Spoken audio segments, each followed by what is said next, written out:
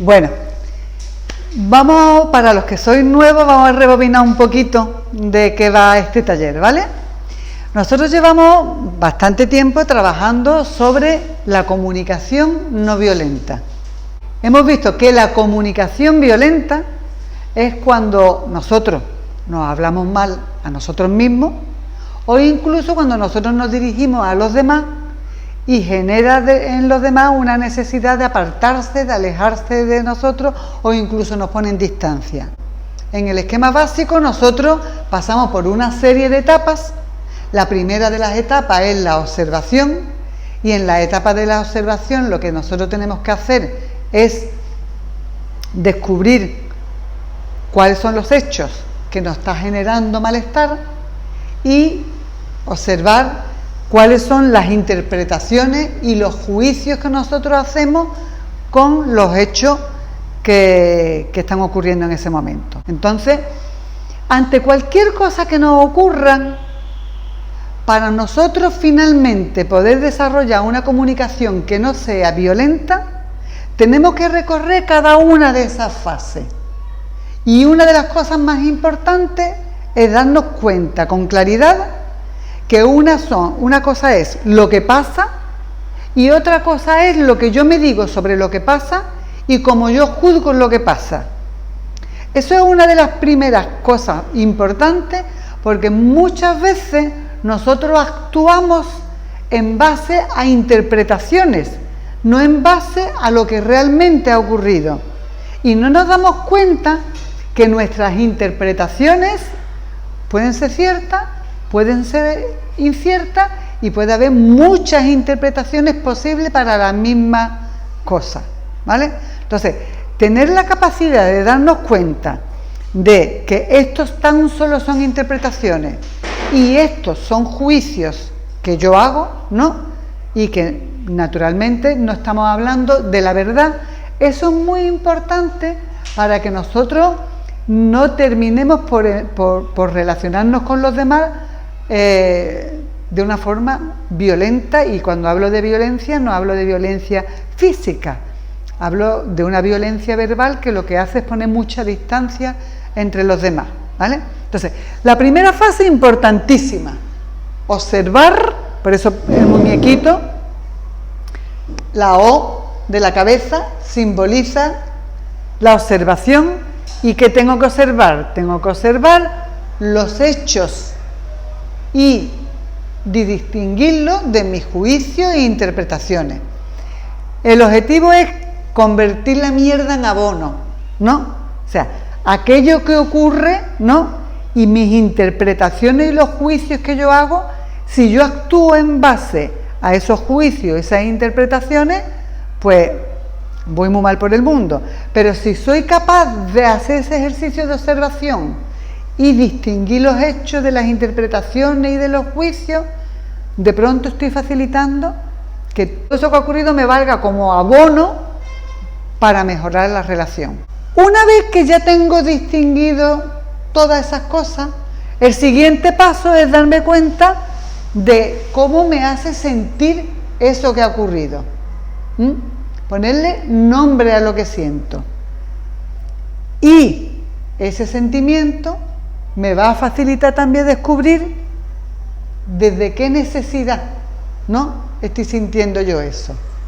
Cuando nosotros actuamos para satisfacer una necesidad. Pero a lo mejor esa necesidad no la tenemos nosotros de forma consciente. Entonces, al no tenerla consciente, quizá la tercera parte, que le he puesto el símbolo de las patitas, que es la acción que yo ejecuto, igual no es coherente con la necesidad que yo quiero satisfacer. Entonces, todos estos elementos es muy importante tenerlo muy claro. Y desde hace ya, me parece que este va a ser el vídeo número 19, desde hace 19 semanas, hemos ido trabajando con cada una de estas fases para manejarla bien. Y ahí están los vídeos están todos en el canal de YouTube y la lista de reproducción de los vídeos se llama Comunicación no violenta. Esto es un resumen como muy rápido para poder introducir un poco en lo que estamos trabajando, ¿vale? Entonces, estamos por la tercera parte y estamos trabajando los 4 bloqueos más frecuentes en las relaciones. O sea, cuando nosotros vemos que nuestra relación está en un punto malo, quizás sea porque hemos bloqueado la relación en alguno de estos aspectos. Quizás no hemos sabido poner los límites adecuadamente, y entonces al no saber poner los límites adecuadamente, la relación se ha viciado. Quizás no hemos sabido elaborar un duelo de una relación, ¿no? O de algún aspecto de la relación. Quizás no hemos sabido gestionar bien nuestra rabia. Y todos estos bloqueos también están trabajados en distintos vídeos, ¿vale? No me voy a parar en cada uno de ellos, pero es interesante que le echéis un vistazo, ¿no? Hoy vamos a trabajar sobre cuándo son los juicios de culpabilidad, cuando el sentimiento de culpabilidad es el que interfiere en el que yo tenga finalmente una comunicación violenta, bien conmigo mismo o bien con los demás. Es decir, que hoy vamos a trabajar sobre la culpa, ¿de acuerdo? Esta semana, ayer o antes de ayer, publiqué un vídeo en el canal que os puede valer como repaso también para lo que hoy vamos a ver. Entonces, a mí de entrada me gustaría saber si alguno de esta sala nunca se ha sentido culpable. Todos, ¿verdad? La culpa es una emoción que nos ha visitado a todos. Cuando hablamos de emoción sabemos que estamos hablando de esta fase, ¿no? Bien. Siendo todos conocedores de lo que se siente cuando se siente culpa, estaremos todos de acuerdo que es una emoción muy desagradable de sentir, ¿o no? Yo creo que es de las emociones, junto con el miedo y la tristeza quizá también, pero la culpa tiene mucha guasa, porque ¿cuántas veces actuamos de forma preventiva para no sentir culpa? Muchas veces actuamos en base a no quiero sentir culpa y actuamos para no despertar esa emoción. Sin embargo, vemos que las actuaciones nosotros las tenemos que hacer para satisfacer una necesidad insatisfecha, no de forma preventiva para evitar sentir. El problema que tenemos y que muchas personas tienen con el tema de adicciones es que hacen cosas para evitar sentir. Entre ellos, por ejemplo, consumir droga. Evitar sentir o querer sentir otras cosas a las que sienten, que es una forma de evitar sentir. Entonces, lo que nosotros hacemos no tiene que estar dirigido hacia evitar sentir, tiene que estar dirigido hacia descubrir qué necesidad insatisfecha es la que tengo y buscar la mejor forma de satisfacerla. Eso va a provocar que sintamos determinadas cosas y quizá con eso que sintamos lo que tenemos que hacer es sentirlo, estar dispuesto a sentir lo que nos toque sentir, porque veremos cómo la culpa se puede presentar de una forma funcional o de una forma disfuncional. Hablamos de culpa funcional cuando cumple su función y hablamos de culpa disfuncional cuando no cumple su función.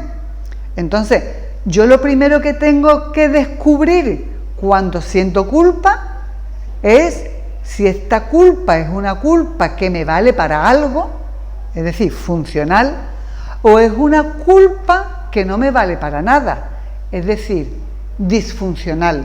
Ese es el primer trabajo que yo tengo que hacer en la gestión emocional. Si la culpa es una culpa que repara, o si la culpa es una culpa que tortura. Entonces, es muy importante escuchar la emoción, observar la emoción. ¿Qué es lo que me está diciendo la emoción? Entonces, todas las emociones son como alarmas que suenan dentro de nosotros para informarnos de cosas. Ese es el sentido que tiene sentir. Sentir una emoción es porque hay algún mensaje que de alguna forma no lo tenemos consciente y la emoción facilita que ese mensaje suba a nuestro consciente, del inconsciente al consciente, pero tenemos que sentir esa emoción, aunque sea desagradable de sentirla, y indagar, surfear la ola emocional, ¿no? Entonces, cuando nosotros nos sentimos culpables, es por la siguiente razón. En la culpa hay dos componentes, ¿no? Por una parte está el culpado y por otra parte está el culpador. El culpado y el culpador son dos socios que deben trabajar juntos, pero que a veces no saben trabajar juntos. El culpado y el culpador son dos partes nuestras, son dos realidades psicológicas, ¿no? O sea, no es nada de afuera, es algo que nosotros tenemos dentro. Hay una voz interna que nos culpa y ese se llama el culpador. Y hay otra parte nuestra, otra realidad psíquica, que es el que está sido señalado y culpado, por eso se llama culpado, ¿no? Entonces, tenemos que descubrir a esas dos realidades psicológicas, al culpado, al culpador, que algún problema tienen entre ellos y no hacen bien su trabajo. Y entonces es importante descubrir sus mensajes. ¿Hasta ahí se entiende? ¿Alguna duda? Pues yo sí. ¿No lo entiende? Sí. ¿Y usted lo entiende? A ti, te estoy llamando a ti. ¿Entiende? Sí, sí. ¿Vas cogiendo hilo? ¿Sí? Vale. ¿Tenéis alguna pregunta al respecto? ¿No? Bueno, pues entonces sigo. Tenemos al culpador. A mí me gustaría que cada uno de vosotros visualice su culpador, se haga una imagen mental, le ponga una cara a su culpador, para que sea fácil acceder a él ante cualquier situación que facilite el sentimiento o la emoción de culpa, ¿vale? Visualizad a vuestro culpador, ponerle una cara, ponerle un gesto, ponerle una postura. Y también quiero que hagáis una visualización del culpado. Ponerle otra cara, ponerle un gesto, ponerle una postura, para que os resulte más fácil ir entendiendo todo este proceso, el del culpado y el culpador, ¿vale? Y tened claro que son dos realidades psicológicas, ¿no? Son como partes nuestras que tenemos que visualizar, observar, para gestionar bien la culpa. Bueno, pues el culpador lo vamos a ver, le ponéis la cara que queráis. Yo en el vídeo lo he puesto como si fuera un policía, ¿no? Con su gorra de policía. Y le he puesto su gorra de policía porque el culpador en realidad es el guardián del código moral. Es el que tiene que proteger que las normas que están escritas en el código moral se cumplan. El código moral es como unas normas internas que nosotros tenemos en la mente que nos dicen qué es lo que está bien y qué es lo que está mal. Y entonces, cuando la persona no hace algo bien, el guardián del código moral, ¡bum!, manda ese sentimiento tan desagradable de culpa. ¿Vale? guardián del código moral. Por ejemplo, los hombres no lloran. Puede ser una norma del código moral.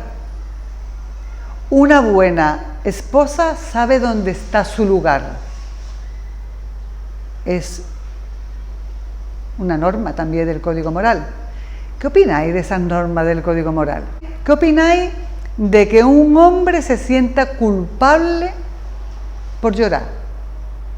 O que una mujer se sienta culpable porque su marido le dice cuál es su sitio, o la sociedad le dice cuál es su sitio, cuidar a su hijo, la cocina, y esa persona no hace lo que se espera de ella. ¿Qué opináis de que aparezca la culpa y le haga sentirse mal? A mí es impotencia. Sí, pero ¿qué opináis de esas dos normas morales? Esa persona debería estar sintiendo esa culpa por esas normas del código moral, ¿no? Pero son normas que están en el código moral. Sí, pero un momento, ¿por qué sentir yo culpable? Sentiría el culpador, ¿no? Claro, el culpador es una parte tuya, ¿vale? El culpador es una realidad psicológica nuestra, es una voz nuestra. Y el culpado es otra parte nuestra. Y el código moral es un código, yo iba a decir una especie de libro, ¿no? Para que lo visualizarais como un libraco donde están escritas todas las normas morales. Y cuando se transgrede una norma de ese código, aparece el culpador mandándote esa sensación tan desagradable que es la culpa. Bueno, pues es verdad que no nos deberíamos sentir culpables por esas normas del código moral, pero nos sentimos. A los hombres le ha costado mucho trabajo sentirse bien llorando, ¿no?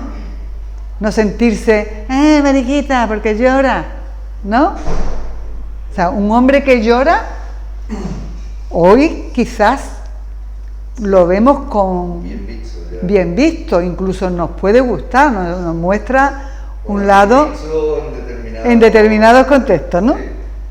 Pero es que antes no se lo permitían. Antes un hombre, yo no he visto a mis padres, ni a mi padre llorar, ni a mi abuelo, ni a mis tíos, ni a mis tías y a mi madre, sí la he visto llorar, ¿no? Entonces, no se lo permitían, porque había una norma en el código moral que no le permitía llorar a los hombres, ni le permitían a las mujeres ocupar otro espacio que no fuera la cocina, la casa de los niños. Y si tú ocupabas otro espacio, o llorabas, te hacía sentir mal. Entonces, el código moral tiene escrito cosas que borraríamos, ¿verdad? Tiene escrito normas que pudo tener sentido en algún momento de la evolución, ¿no? Porque las normas aparecen para facilitar la convivencia del grupo y quizás en algún momento de la evolución fueron normas adecuadas. Quizá cuando la mujer, necesitaba tanto de la protección del hombre para que sus criaturas pudieran tener un futuro, ¿no? Pues entonces naturalmente el hombre tenía que salir a cazar mientras la mujer era protegida para poder dar a luz y educar, ¿no? En ese momento sí, porque vivíamos en un mundo en el que el hombre venía de serie con una fuerza física y preparado para la lucha y preparado para cosas que la mujer de serie no venía, porque venía preparada para dar vida. Claro, y no se podía quedar llorando en los momentos difíciles, el hombre no se podía quedar llorando. Claro, tenía que seguir con la lucha. Tenía que alimentar a su familia, ¿no? Entonces, en ese momento de la historia de la humanidad, tiene mucho sentido esa norma. Hoy, gracias a Dios, la fuerza física no nos hace falta para gran cosa, ¿no?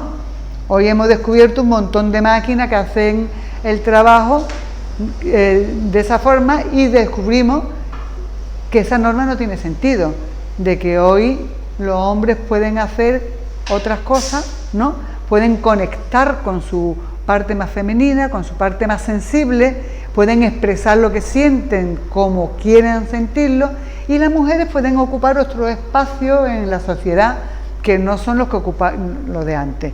Entonces, pero resulta que ese código moral va pasando de generación a generación, ¿no?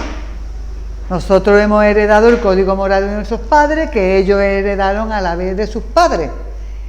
Y al ser heredado, cuando llega a nosotros, si nuestros padres no han hecho su trabajo previo de actualización del código moral, a nosotros nos llega un código moral anticuado.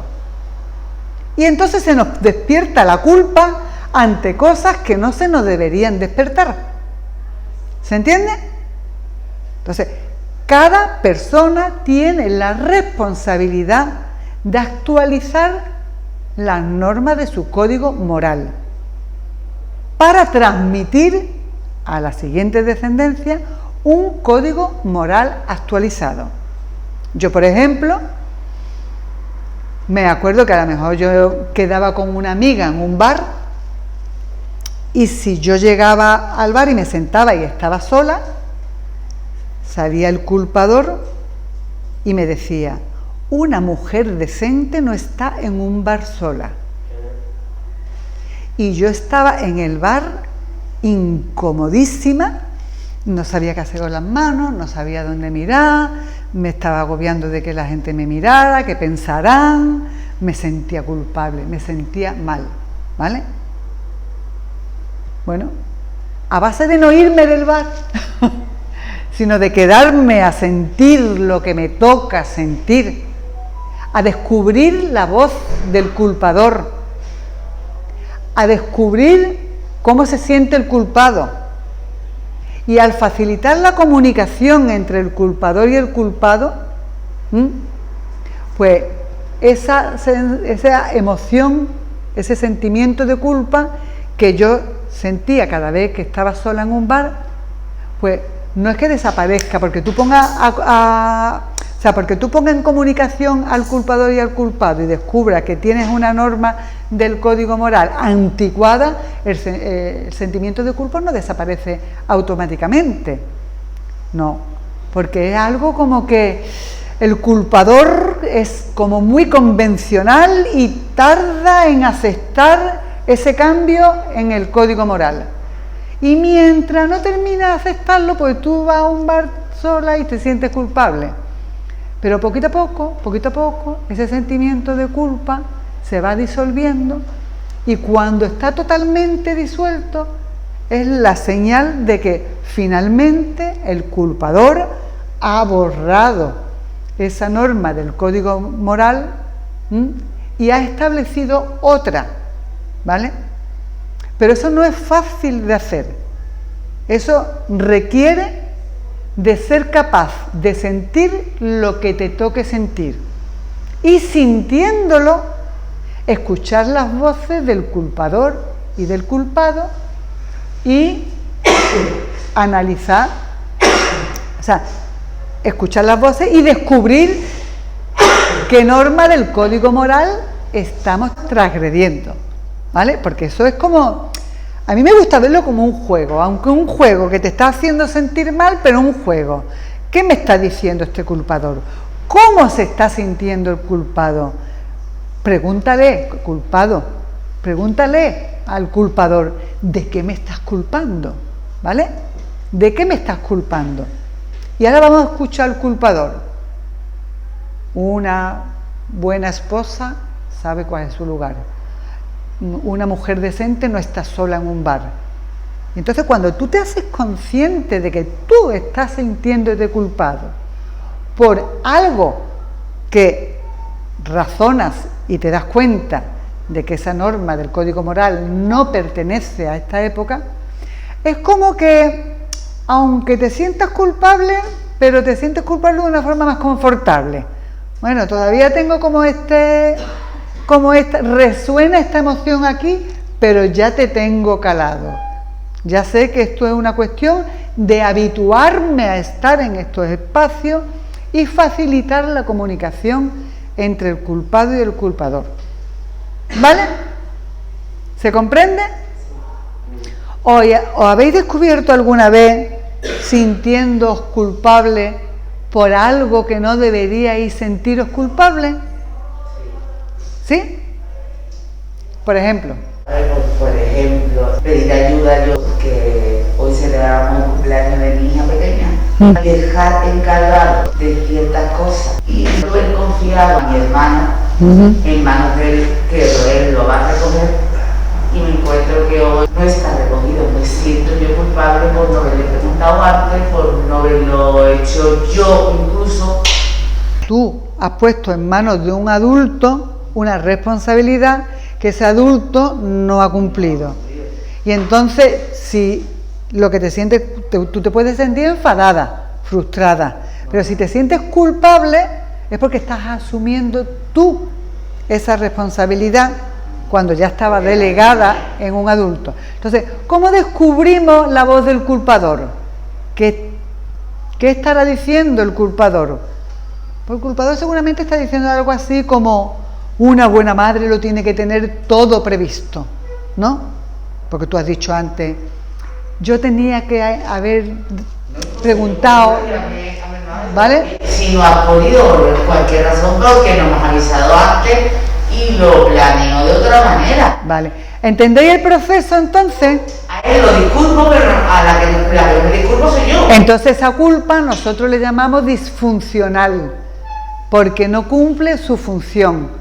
Es una culpa que tortura, no es una culpa que repara.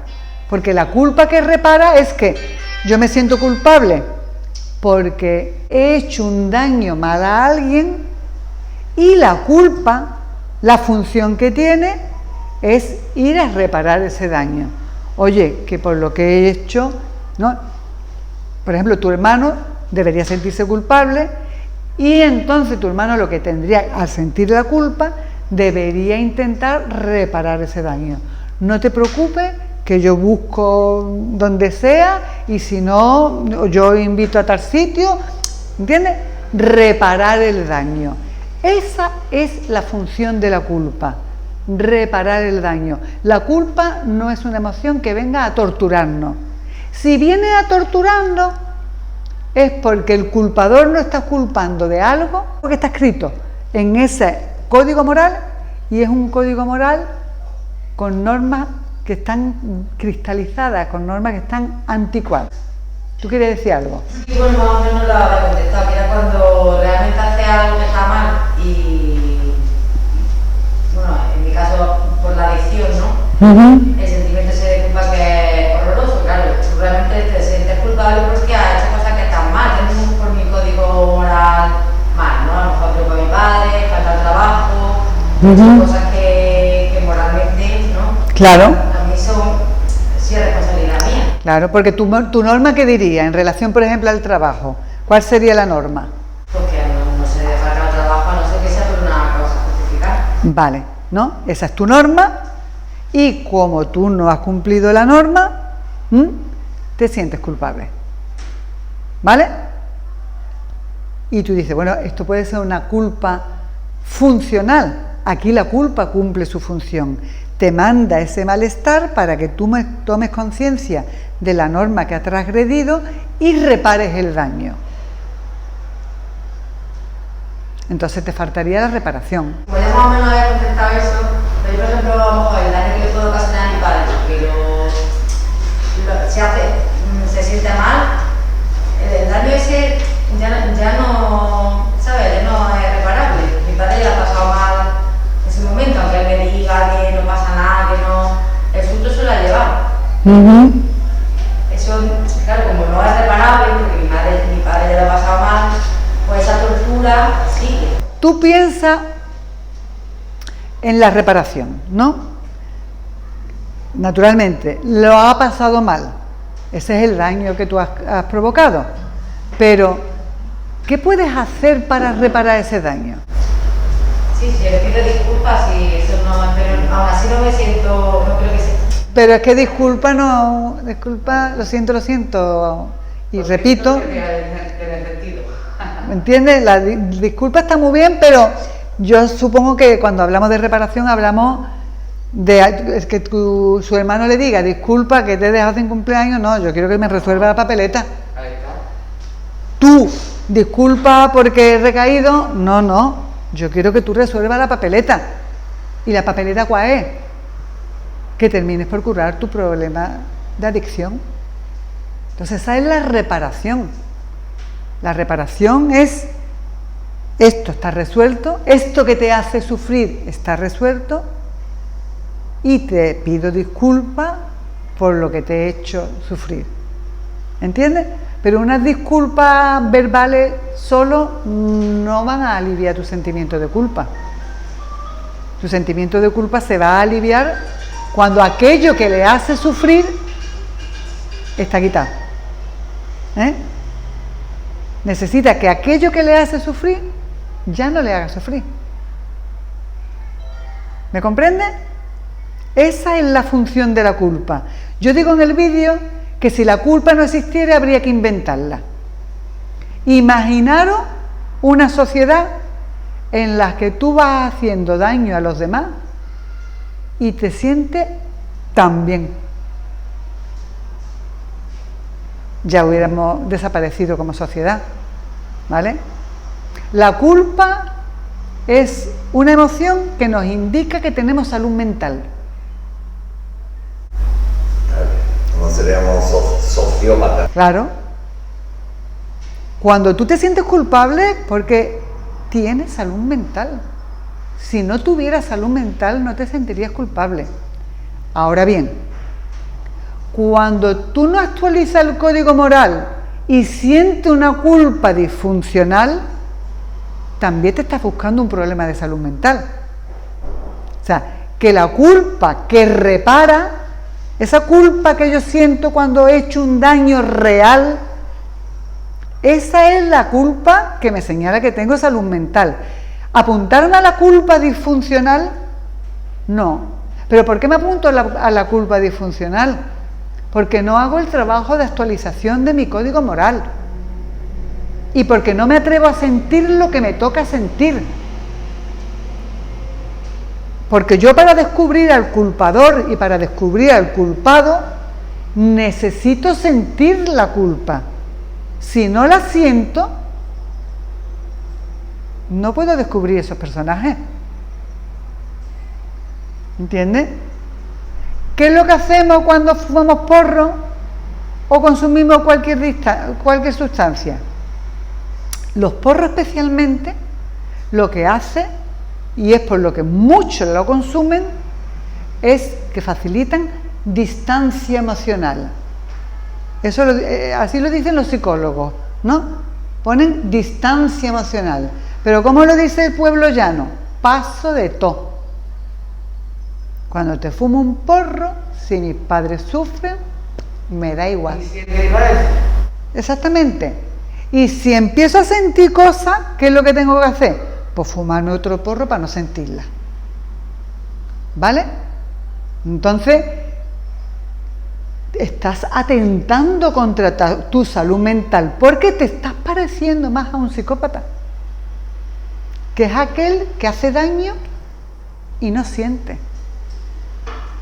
Cuando hacemos daño tenemos que sentir para descubrir al culpado, para descubrir al culpador y para que ese mismo daño sea un incentivo para no tener más ganas de hacerlo. También tener un poco de empatía, ¿no? Un poco de empatía, ¿no? Hombre, claro. Como en el lugar de la otra persona no... Claro, es que si tú haces daño a tu pareja, te fumas un porro, o haces daño a tus padres, no quiero sentirlo, me fumo un porro, tú no desarrollas empatía. Para nada. Porque tú lo único que estás diciendo, uy, esto que estoy sintiendo que molesto es la culpa. Yo no quiero sentirlo. ¿Cómo me quito este sentimiento? Me hago un porro, distancia emocional. Es decir, paso de todo. Y ese es el problema. El problema es que las personas que no sienten culpa cuando hacen daño son psicópatas. Una chica o un chico que se fuma un porro porque se siente culpable no es un psicópata, pero se ha puesto el disfraz de psicópata porque ha anestesiado esa emoción que le puede hacer rectificar, que le puede hacer decir, oye, no, yo he metido la pata, voy a buscar la forma de reparar el daño que he hecho, que no un simple perdón, no. O sea, si tú haces un daño, tú lo que, o sea, si yo, por ejemplo, en una cosa muy boba, ¿no? Si alguien llega, a mí que me molesta mucho que me dejen plantado o lleguen tarde, ¡ay, perdona! No, perdona, no. No llegue más tarde, ¿no? Porque si a la siguiente vez, ¡ay, perdona! No, que no se trata de perdona. Se trata de esa conducta que provoca daño, deje de estar presente. ¿Vale? ¿Se entiende? ¿Algún ejemplo más sobre cómo nos hemos sentido culpables? ¿Tú quieres poner alguno? ¿Sí? ¿No tienes ninguno? ¿Nunca te has sentido culpable? ¿Sí?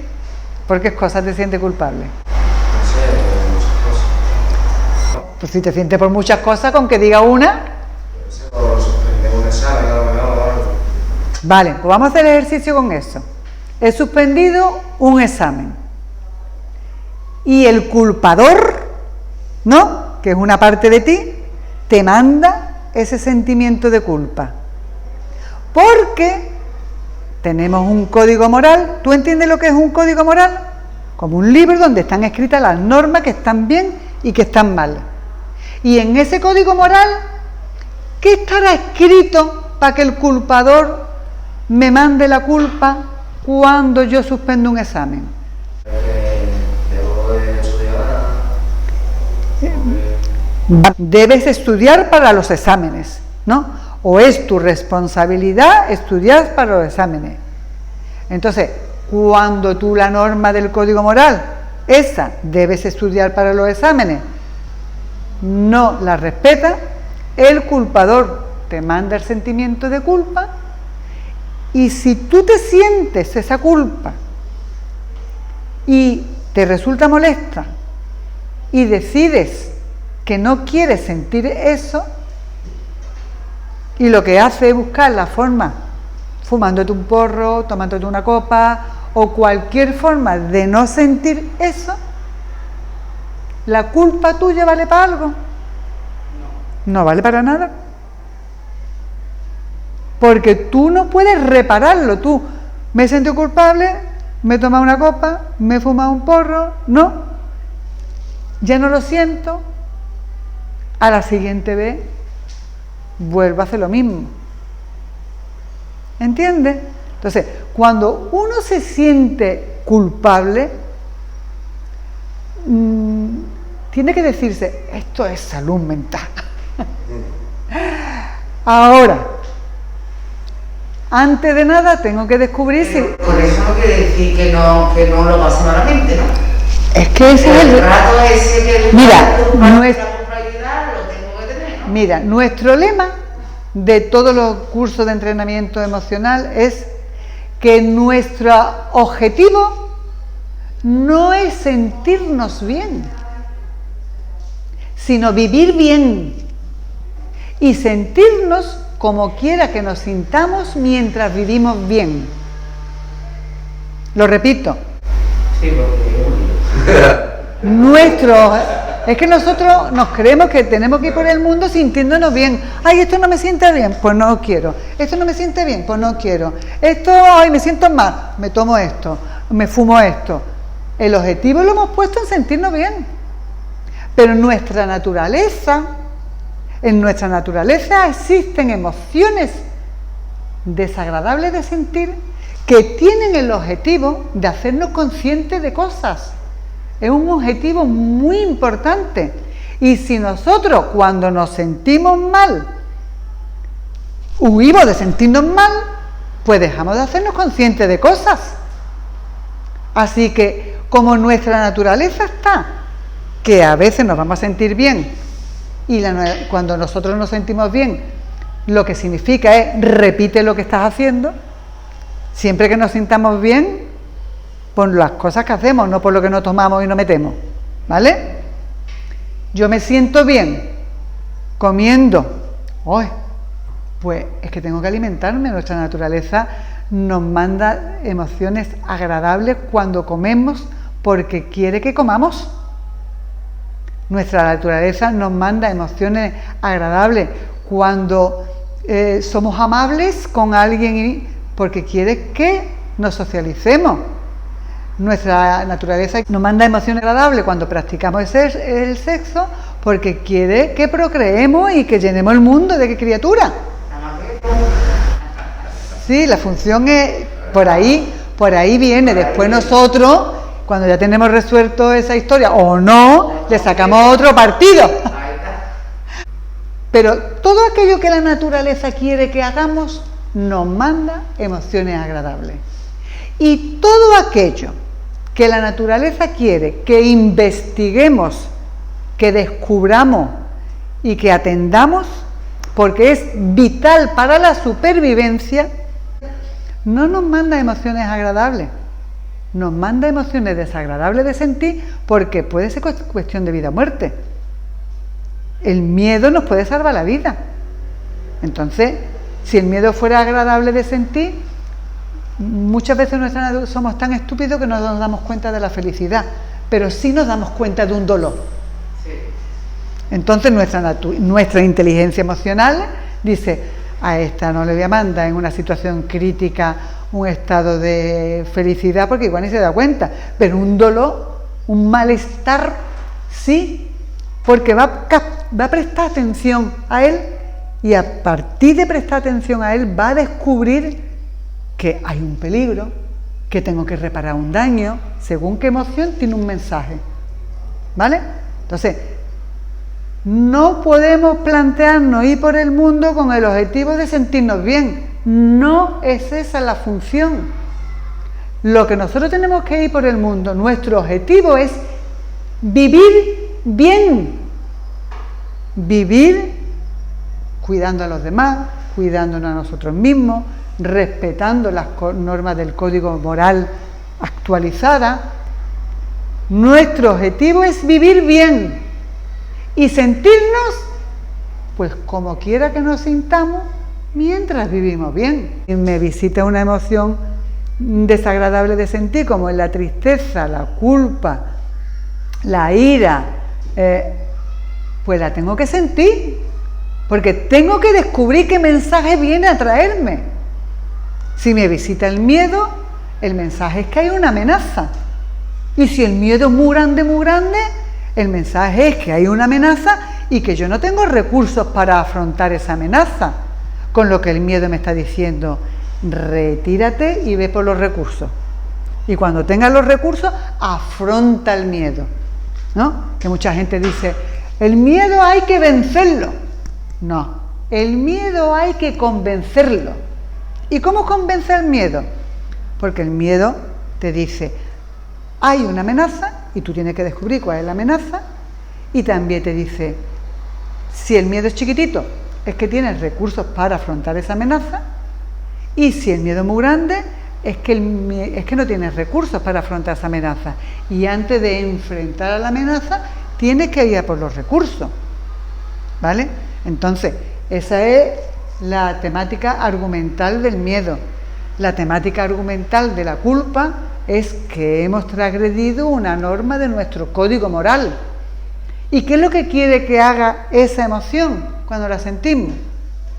Escuchar al culpador, escuchar al culpado, descubrir la norma del código moral y valorar si es una norma de nuestro tiempo o es que nuestros antepasados no hicieron su trabajo de actualización y nos toca a nosotros hacerlo.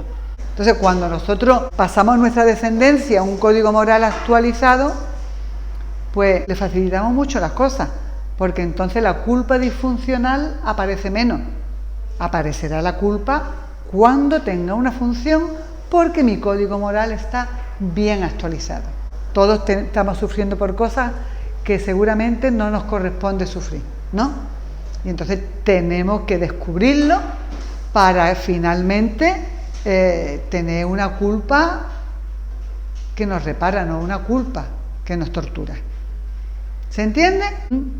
Es muy interesante, ¿verdad? Toda esta, y muy práctico para ponerlo en funcionamiento. Pero el lema ese, o lo tatuáis, o lo memorizáis, o lo que quieras. Nuestro objetivo no es sentirnos bien. Nuestro objetivo es vivir bien y sentirnos como quiera que nos sintamos mientras vivimos bien. Y eso obedece a que nuestra naturaleza ha puesto como dos tipos de señales: las agradables de sentir, que nos dice repítelo, y las desagradables de sentir, que te dice para e investiga. Eso es lo que quiere una emoción desagradable. No que, ay, no estoy bien, no me siento bien, tómate algo. Shh, no, me tengo que ir a mi espacio interno porque tengo que poner en orden todas estas cosas y descubrir. Y cuando yo lo tenga descubierto y tenga las cosas en mi sitio, pues igual nos vamos de fiesta. Pero la fiesta no viene a distraerme o a anestesiar lo que yo tengo que descubrir. ¿Me comprende? ¿Comprende este tema? ¿Sí? Es muy importante este tema para que tú puedas desarrollar todo lo que tienes que desarrollar. ¿Vale? Entonces, la culpa disfuncional aparece porque el culpador comete 3 errores. El primer error es que tiene un código moral cristalizado, anticuado. El segundo error es que utiliza la culpa como castigo, ¿vale? Y por eso nos tortura. No has respetado, utiliza la culpa como castigo, no utiliza la culpa para hacernos conscientes y reparar.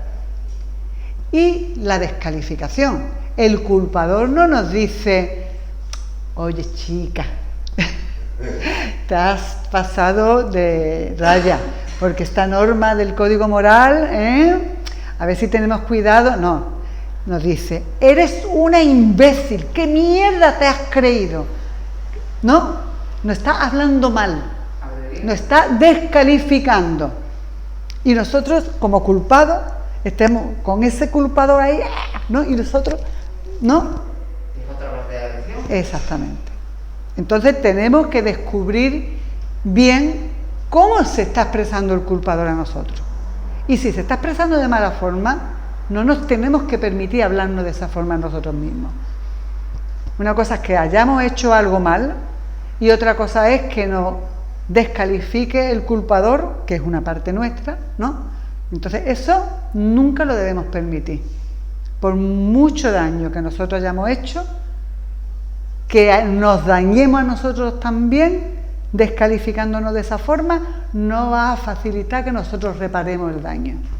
Al revés, me va a dejar todavía más herida y con más necesidad de anestesiar ese dolor. ¿Vale? Bueno, hoy tenía yo también un ejercicio, pero lo vamos a dejar para la próxima semana, que es ya un ejercicio práctico. ¿De acuerdo? Así que todos lleváis en la cabeza a lo largo de esta semana en qué metéis la pata para trabajar el próximo día. ¿Has grabado 3 hojas en blanco? ¿Te has grabado 3 hojas en blanco? Eso es. Para poder poner todo. Deja 2 o 3 y el próximo día trae cada uno algún aspecto en el que se ha sentido culpable, porque vamos a analizar todos los componentes. ¿De acuerdo? Pues hasta la próxima, caballeros y señoras. Y ser bueno, no seáis muy malos. Y hacer el bien. Hacer el bien sin mirar a quién, ¿no? Hasta luego.